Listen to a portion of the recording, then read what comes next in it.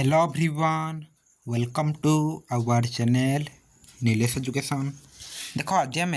दशम श्रेणी 10th class तुम इतिहास प्रथम अध्यायर तृतीय पाठ ओके यूनिट 1 तुम थर्ड चैप्टर जहाँकि रही भारत में आईन अमान्य आंदोलन और एशार भूमिका यह आज आम आलोचना करवा। पूर्वर आम पार्ट 1 रे तुम अधा टपिक गुड़िक आम आलोचना कर राइट अधा पार्ट आम आलोचना कर सारी आ बाकी अधा पार्ट आम ये भिडियो आलोचना करवा। ओके यह तुम पार्ट 2 भिडियो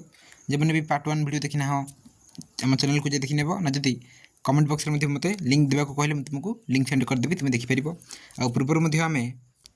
प्रथम अध्यायर पाठ 1 राइट प्रथम पाठ आउ द्वितीय पाठ पढ़ी सारी जब भी देखना हाँ चैनल को देखिपर। एवं आम तृतीय पाठ देखा। देख तो प्रतिदिन संध्या 7टा PM ओके 7 PM बा 7टा PM रे आमर संध्या 7टा रे तुम मानक पई आमर यूट्यूब चैनल रे क्लास होची राइट हिंदी क्लास रो समस्त क्लास गुड करो एवं आमर टेलीग्राम ग्रुप रे जॉइन करो सेठी तुमको जहाँ भी नोट्स है right important question answer PDF ता सहित बोर्ड रू जहाँ भी नोटिस गुड़िक आस राइट इंपोर्टेंट नोटिस ओके सब तुमको अपडेट गुड़िक दे जाऊँगी तेणु जॉइन करने पर टेलीग्राम ग्रुप रे व्हाट्सएप चैनल को फॉलो कर पारिबो। मु तले डिस्क्रिप्शन बॉक्स में लिंक दे देछि तुम्हें देखिकी जॉइन करो और व्हाट्सएप को फॉलो करो। देख आईन अमान्य आंदोलन जो होता है भारत में केमती कौन प्रभाव होता राइट भारत में केमती आरंभ होता कौन प्रभाव पड़ा ता सहित ओडिशा रे ये कौन भूमिका रही आईन अमान्य आंदोलन में ये पाठ रही आम पढ़ी पार्ट 1 रे जे आंदोलन पृष्ठभूमि आंदोलन कहीं होता राइट देन आंदोलन केमती आरंभ होला राइट यह आम आलोचना कर सहित जो आंदोलन कार्यक्रम गुड़िक रही राइट यह आम आलोचना करते। पार्ट 1 समस्त देखी नेब आंदोलन विस्तार केमती घटी भारत में केमती जो आईन अमान्य आंदोलन केमती विस्तार लाभ करला आंदोलन दमन पर सरकार उद्यम कले केमती आंदोलन को बंद कर जो आईन अमान्य आंदोलन को किंतु यार फलाफल होता राइट प्रथम गोलटेबल बैठक बसला सहित ये गांधी उर्विन मध्य चुक्ति होता नेक्स्ट द्वितीय गोलटेबल बैठक बसी राइट गोलटेबल बैठक गुड़िक बसला केमती जो आईन को राइट जो आंदोलन होता ओके ताको बंद करने को देन आईन अमान्य आंदोलन पुणी थे आरंभ होता द्वितीय गोलटेबल बैठक पर पुणी तृतीय गोलटेबल बैठक बसला राइट ये तीनोटी गोलटेबल बैठक बसला सहित किसी लाभ है ना ओके आईन अमान्य आंदोलन सम्मति घटी देन देख आईन अमान्य आंदोलन में ओडिशार भूमिका कौन रही है आम पढ़ा। देख तो जो आईन अमान्य आंदोलन चलता राइट भारत में तो यह केमती बंद कर सरकार कौन करते ना गोलटेबल बैठक गुड़िक बसाऊे राइट मीटिंग करते हाँ आम तुम शर्त गुड़िक मानबू राइट माने तुम कथा मानबू जहाँ कह करूँ एमती कहीकि बैठक गुड़िक बसाऊे राइट तो तार जहाँ भी होता आम पूर्व पढ़ी ओके जो भी देखने देखी नेब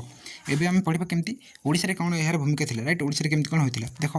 गांधीजी दांडी यात्रार प्रतिध्वनि भारत विभिन्न राज्य में शुणा जाता तो गांधीजी माने गांधी दांडी यात्रा करते राइट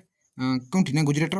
ओडिशा एक उपकूलवर्ती अंचल हो लवण सत्याग्रह द्वारा विशेष भाव में प्रभावित होता जेहेतु ओडिशा गोटे कौन पे उपकूलवर्ती राइट आमर समुद्र पाख ना ये जो आम ओडिशा रही राइट ओडिशा आमर रही तो यह कौन ना जो समुद्र पाख आम बंगोपसागर तेणु यहाँ कौन ना गोटे उपकूलवर्ती अंचल ये कौन लवण सत्याग्रह होता प्रभाव पकाई 1930 मार्च 16 बालेश्वर ठारे अनुष्ठित कांग्रेस उत्कल प्रादेशिक कमिटी सभा ओडिशा आईन अमान्य आंदोलन करने निष्पत्ति निगला तापर कौन 1930 मार्च 16 कौन हो बालेश्वर मीटिंग कर राइट कांग्रेस उत्कल प्रादेशिक कमिटी सभा कौन हो सभा कर केमती आईन अमान्य आंदोलन को निष्पत्ति होता। गोपबंधु चौधरी को आंदोलन नेतृत्व दी जाता तो ये मान जो आईन अमान्य आंदोलन नेतृत्व क्या दी जाता ना गोपबंधु चौधरी। देन देख इंचुड़ी काकटपुर गंजाम आदि स्थान में आईन अमान्य आंदोलन विशेष भाव में सक्रिय होता तो जो आम जिला गुड़िक राइट गंजाम है सहित इंचुड़ी काकटपुर राइट ये सब जगह कौन हो आईन अमान्य आंदोलन विशेष भाव में सक्रिय होता राइट आरंभ होता सत्याग्रही मैंने लोह स्तंभ बाहिनी पतित बाहिनी गंजा बाहिनी संबलपुर बाहिनी आदि विभिन्न भाग में विभक्त होते लोक मैंने कौन कले जो सत्याग्रही मैंने राइट जो आंदोलनकारी मैंने ना से विभिन्न भाग में भाग हेले राइट लोह स्तंभ बाहिनी पतित बाहिनी गंजा बाहिनी राइट कम कले आंदोलन कले गुजरात दांडी पर ओडिशार इंचुड़ी लवण सत्याग्रह समग्र भारत में द्वितीय स्थान अधिकार करता प्रथम जमती दांडी कौन करते ना जो गांधीजी गुजरात दांडी में लुण मारी राइट लवण सत्याग्रह करते सहित नेक्स्ट आम जो द्वितीय स्थान अधिकार करते कि आम ओडिशार इंचुड़ी ये जो लवण सत्याग्रह आंदोलन करते राइट गांधीजी जो दिन दांडी ठारे लवण आईन भंग करते से दिन ओडिशा 21 जन सत्याग्रही गोपबंधु चौधरी और आचार्य हरिहर दास नेतृत्व में कटक स्वराज आश्रम इंचुड़ी अभिमुखे पदयात्रा आरंभ करते। तो गांधीजी कौन करते ना जो लवण आईन भंग करते राइट माने कौन ना इंग्रेज मान कहते जे मैंने समुद्र पाखे रही राइट मुख्यतः समुद्र आ समुद्र पाखे लोक मैंने जो लुण मारिपारे ना ओके किणिकी ने राइट इंग्रेज मान आउ इंग्रेज मान काम करेंगे किंतु निजे लुण मारिकी नहीं पारे ना किंतु यह कौन ना गांधीजी भंग करते राइट जेहेतु लवण माने कौन एत गुड़े जगार रही राइट लुण मारे तो आम लुण मारू आम लुण माने लवण आईन को भंग करूँ कहीकि गांधीजी कौन करते ना दांडी में जो आंदोलन करते राइट लवण आईन भंग करते से भाई ओडिशा रे कौन होता ना ताहा ही होता राइट जो इंचुड़ी ठारे कौन होता लवण सत्याग्रह जो ओके लवण आईन को भंग कर 21 जन सत्याग्रही सहित गोपबंधु चौधरी आचार्य हरिहर कटक स्वराज आश्रम इंचुड़ी अभिमुखे पदयात्रा कले राइट पदयात्रा माने पाद चली ओके पादरे चली चली जा आउ एप्रिल 8 तारिख में चांदोल ठारे गोपबंधु चौधरी को निषेधकारी आदेश अमान्य करथिबा अभियोग गिरफ्त कर आचार्य हरिहर पदयात्रा सत्याग्रही नेतृत्व नेले और से 1930 एप्रिल 12 में इंचुड़ी में पहुँचले। तो इंग्लिश मैंने कौन करते ना एम माने कौन आम जो सत्याग्रही मान विपक्ष थे राइट कहीं मैंने लुण मारे राइट एमती न करने से चाहते तो से कौन कले ना रही जो गोपबंधु चौधरी तो कौन कले ना गोटे गिरफ्त कले राइट गिरफ्त कले जेल नेले ओके गोटे अभियोग करके आउ आचार्य हरिहर कौन कले ना ये नेतृत्व नहीं राइट जेल होगापर गोपबंधु चौधरी को जेल जावापर आचार्य हरिहर ये नेतृत्व नहीं जो सहयोगी मैंने राइट सत्याग्रही सहयोगी मैंने सहित से जाते 1930 एप्रिल 12 इंचुड़ी ठारे पहुँची गले। देन देख इतिमध्य रमादेवी मालती देवी कुकुलिया देवी जाह्नवी देवी और सुभद्रा महताब आदि नारी नेत्री मैंने इंचुड़ी में पहुँची जाते एम पहुँचले राइट नारी मैंने पहुँची बहुत गुड़ी नारी थे। एप्रिल 13 तारिख में आचार्य हरिहर इंचुड़ी ठारे लवण आईन भंग कले एप्रिल 13 तारिख में कौन है आचार्य हरिहर कौन करते ना इंचुड़ी में लवण आईन को भंग कले राइट आम माने से कौन लुण धरले राइट लुण से मारे को देखले आचार्य हरिहर और 7 जन कर्मी गिरफ्त होते यह देखिए इंग्रेज मैंने जो थे राइट पुलिस मैंने कौन कले ना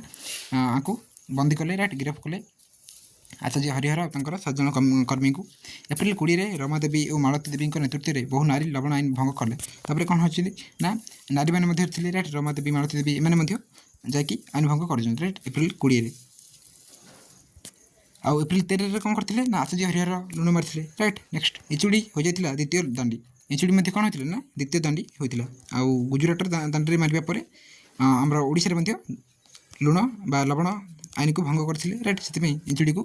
द्वितीय दांडी बोली कहुए। आंदोलन प्रसार आम ओडिशा केमती आंदोलन प्रसार होता इंचुड़ी में लवण आईन भंग सत्याग्रही को आनंद और उत्साह देता इंचुड़ी पर सारथा जमकुंडा इरम चूड़ामणि विदेहीपुर आदि स्थान में लवण आईन भंग कराइला ये जो अंचल गुड़िक कौन ना इंचुड़ी पर एसबू लवण आईन को भंग कले राइट साधारण लोक मैंने लुण मारिपारे यह देखागला। सारथा ठारे मथुरा मोहन बेहेरा करुणाकर पाणिग्राही और नीलांबर दासों समेत अनेक संख्यक सत्याग्रही गिरफ्त होते कौन होना गिरफ्त कर दूसरे राइट जो पुलिस मैंने आसिक। नेक्स्ट कुजंग ठारे 1930 मे 18 तारिख दिन नारायण बीरबर सामंत रमादेवी और मालती देवी नेतृत्व में लवण सत्याग्रह आरंभ होता कुजंग कौन कर 1930 मे 8 नारायण बीरबर सामंत सहित रमादेवी मालती देवी एम मिसिकी कौन कर लवण सत्याग्रह को आरंभ कर कुजंगर राणी भागीवती पाट महादेई यही सत्याग्रह में योगदान करते तो कुजंगर राणी थे जे कि भागीवती पाट महादेई ओके तो से योगदान कले जोगदेले पारादीप एरसमा गड़ुआ बरड़िया कालीघाट आदि स्थान में लोक मैंने लवण आईन भंग करते ये जो जगह गुड़िक कौन कर लोक मैंने आसिक लवण आईन को भंग कले राइट चारिआडे केमती लवण आईन को माने लवण जो ओके लुण मारिबा लवण आईन को भंग करते ओके आम ओडिशा रे। नेक्स्ट देख पुरी जिले में पंडित नीलकंठ दास और जगन्नाथ दासंकर ओके सॉरी जगन्नाथ रथंकर नेतृत्व में लवण सत्याग्रह आरंभ होता कौन पुरी में राइट पुरी में कौन होना पंडित नीलकंठ दास और जगन्नाथ रथंकर मिसिकी कौन कर सत्याग्रह आरंभ करते राइट लवण सत्याग्रह। काकटपुर अस्तरंग खंडासाही कुहुड़ी लाठरा आदि स्थान में आंदोलनकारी मैंने सक्रिय थे राइट ये से बाहरी राइट लुण मारे को। गंजाम जिले में विश्वनाथ दास चिरंजन पट्टनायक शशिभूषण रथ दिव्याकर पट्टनायक शारदा देवी ଓ ମାଳତୀ ଦେବୀ ଲବଣ ସତ୍ୟାଗ୍ରହ ପରିଚାଳନା କରିଥିଲେ। ଆମର ଗଞ୍ଜାମ ଜିଲ୍ଲାରେ ମଧ୍ୟ କ'ଣ କରିଛନ୍ତି ନା ବିଶ୍ୱନାଥ ଦାସ, ନିରଞ୍ଜନ ପଟ୍ଟନାୟକ, ଶଶିଭୂଷଣ ରଥ, ଦିବାକର ପଟ୍ଟନାୟକ, ଶାରଳା ଦେବୀ, ମାଳତୀ ଦେବୀ ସମସ୍ତେ ମିଶିକି ଆସିକି ଲବଣ ଆଇନକୁ ଭଙ୍ଗ କରିଛନ୍ତି। ରାଇଟ୍, ଲବଣ ସତ୍ୟାଗ୍ରହ କରିଛନ୍ତି। ଗଞ୍ଜା, ହୁମା, ଲକ୍ଷ୍ମୀପୁର, ପଲ୍ଲୀନନ୍ଦ ଆଦି ସ୍ଥାନଗୁଡ଼ିକ ଲବଣ ସତ୍ୟାଗ୍ରହରେ କେନ୍ଦ୍ରସ୍ଥଳୀ ହୋଇଥିଲା। ତ ଗଞ୍ଜା ହେଲା, ହୁମା ହେଲା, ଲକ୍ଷ୍ମୀପୁର, ଓକେ, ପଲ୍ଲୀନନ୍ଦ ଏଇ ଯେଉଁ ସ୍ଥାନଗୁଡ଼ିକରେ ମଧ୍ୟ କ'ଣ ହେଉଛି ନା ଆମର ଲବଣ ସତ୍ୟାଗ୍ରହର କେନ୍ଦ୍ରସ୍ଥଳୀ ହୋଇଥିଲା। ରାଇଟ୍, ଏଠି ଆସିକି ବହୁତ ଲୋକ ଜମା ହେଇକି ଲବଣ ସତ୍ୟାଗ୍ରହକୁ ଭଙ୍ଗ କରିଥିଲେ। ନିରଞ୍ଜନ ପଟ୍ଟନାୟକ, ଶାରଳା ଦେବୀ ଆଦି ନେତୃସ୍ଥାନୀୟ ବ୍ୟକ୍ତି ଗିରଫ ହୋଇଥିଲେ ମଧ୍ୟ ଏହି ଆନ୍ଦୋଳନ ଦୁର୍ବଳ ହୋଇନଥିଲା। ତ ଏମାନଙ୍କୁ ମଧ୍ୟ ଆସିକି ପୁଲିସମାନେ ଗିରଫ କରୁଥିଲେ। ରାଇଟ୍, ସେମାନେ ଚାହୁଁଥିଲେ, ପୁଲିସମାନେ ଚାହୁଁଥିଲେ କ'ଣ ନା ଏମାନେ କେମିତି ନ ମାରନ୍ତୁ। ରାଇଟ୍, ଯେମିତି ଆମର ରହିଛି ଓକେ, ତ ତାହା ରହୁ ଲବଣ ଯେଉଁ ଓକେ ଲବଣ ମାନେ କ'ଣ ଲବଣ ସତ୍ୟାଗ୍ରହକୁ ନ ଭାଙ୍ଗିବାକୁ ଓକେ, କିନ୍ତୁ ଗିରଫ କରୁଛନ୍ତି। ତଥାପି ଦୁର୍ବଳ ହୋଇନଥିଲା ଆନ୍ଦୋଳନ, ସେମିତି ହିଁ ଚାଲିଥିଲା। ରାଇଟ୍, ଅନ୍ୟ ଲୋକମାନେ ମଧ୍ୟ କରୁଥିଲେ। ରାଇଟ୍, ଅନ୍ୟ ଲୋକମାନେ ଗଦା ହେଉଥିଲେ, ସେଠି ମଧ୍ୟ ସେମାନେ ତାଙ୍କର କାମ ଚଲାଇଥିଲେ। ଆନ୍ଦୋଳନର ଅନ୍ୟାନ୍ୟ କାର୍ଯ୍ୟକ୍ରମ। ଲବଣ ଆଇନ ଭଙ୍ଗ ବ୍ୟତୀତ ଆଇନ ଅମାନ୍ୟ ଆନ୍ଦୋଳନର ଅନ୍ୟାନ୍ୟ କାର୍ଯ୍ୟକ୍ରମ ମଧ୍ୟରେ ସାମାଜିକ ବାସନ୍ଦ, ବିଦେଶୀ ବସ୍ତ୍ର ବର୍ଜନ, ଚୌକିଦାରୀ କର ଉଚ୍ଛେଦ ଓ ନିଶା ନିବାରଣ ଥିଲା ପ୍ରଧାନ। ତ କେବଳ ଲବଣ ଆଇନ ଭଙ୍ଗ କରାଯାଇନାହିଁ, ଯେଉଁ ଆଇନ ଅମାନ୍ୟ ଆନ୍ଦୋଳନରେ ଏଠି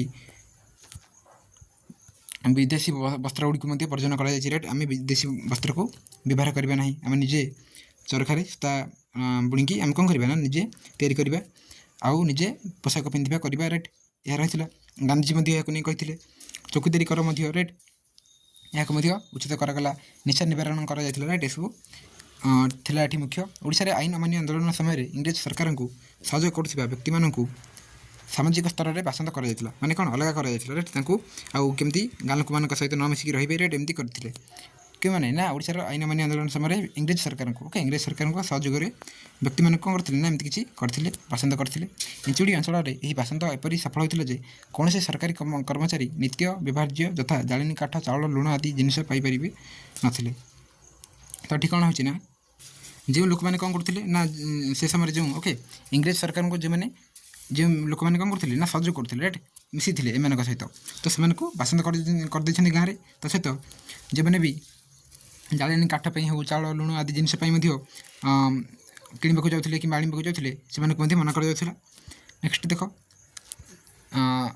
ଜିନିଷ ଗୁଡ଼ିକ ସେମାନେ କ'ଣ ପାଇପାରୁନଥିଲେ କାରଣ ତାଙ୍କୁ ବାସନ୍ଦ କରିଦେଇଥିଲେ। ରାଇଟ୍, ଲୋକମାନେ କଥା ହେଲେ ଏ ଯେଉଁ ଇଂରେଜ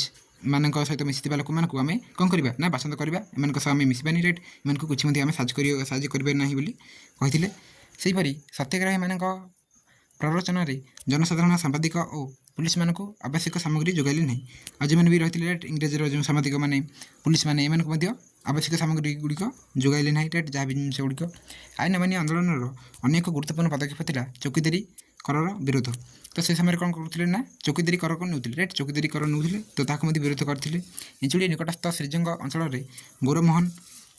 ଗୌରୀମୋହନ ଦାସ ଓ ବିଦ୍ୟାଧର ରଥଙ୍କ ନେତୃତ୍ୱରେ 1931 ମେରେ ଏହା ଆରମ୍ଭ କରାଯାଇଥିଲା। ଚୌକିଦାର ତଥା ଦଫାଦାରମାନଙ୍କୁ ଇଂରେଜ ସରକାରଙ୍କ ଗୋଲାମୀ ନ କରିବା ପାଇଁ କୁହାଗଲା।